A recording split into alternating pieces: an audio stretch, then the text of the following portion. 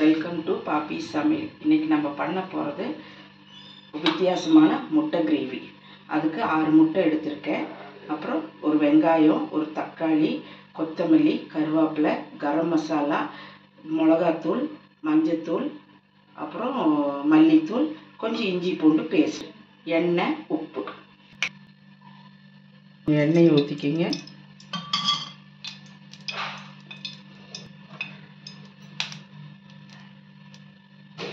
First முட்டையை உடச்சி ஊற்றி பொரியல் மாதிரி பண்ணிக்கிங்க.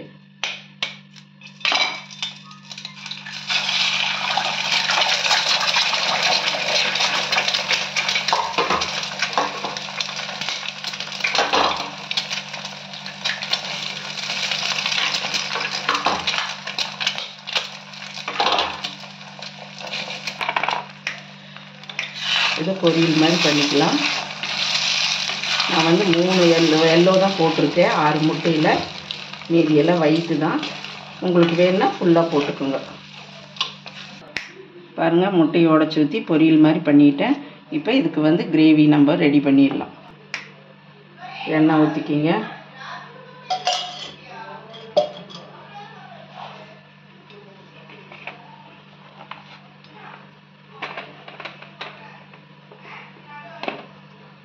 வெங்காயம் போட்டுக்கோங்க. கருவேப்பிலை நல்லா வதக்கிக்கோங்க.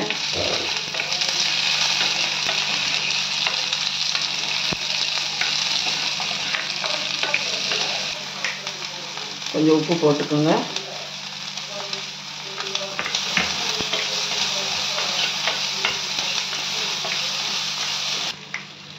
ஒரு தக்காளி வெட்டி போட்டுக்கோங்க.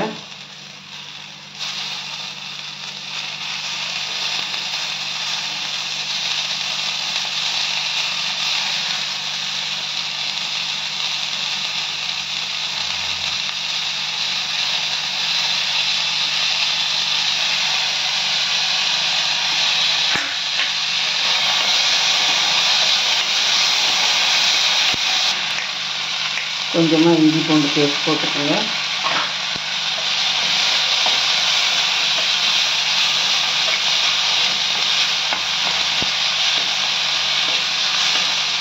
கொஞ்சம் தனி மிளகாத்தூள், மஞ்சத்தூள்,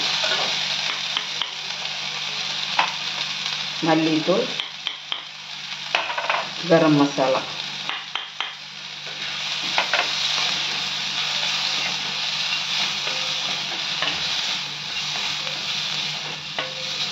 இதில் கொஞ்சம் தண்ணி ஊற்றுங்க.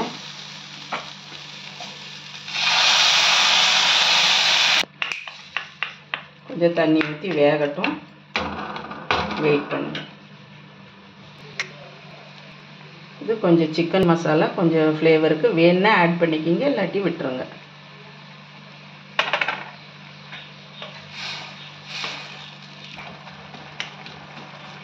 நல்லா கொதிக்குது.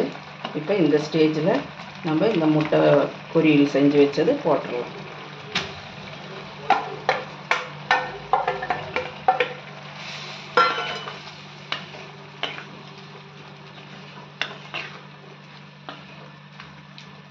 உங்களுக்கு கொஞ்சம் கிரேவி வேணும்னா, இன்னும் கொஞ்சம் கிரேவி வேணும்னா கொஞ்சம் தேங்காய் அரைச்சி ஊற்றலாம்.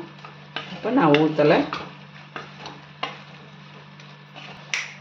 அவ்வளோதான், முட்டை கிரேவி ரெடி ஆயிடுச்சு. லைட்டாக கொத்தமல்லி தழை தூவிடுங்க. அடுத்த வீடியோவில் மீட் பண்ணலாம். தேங்க்யூ.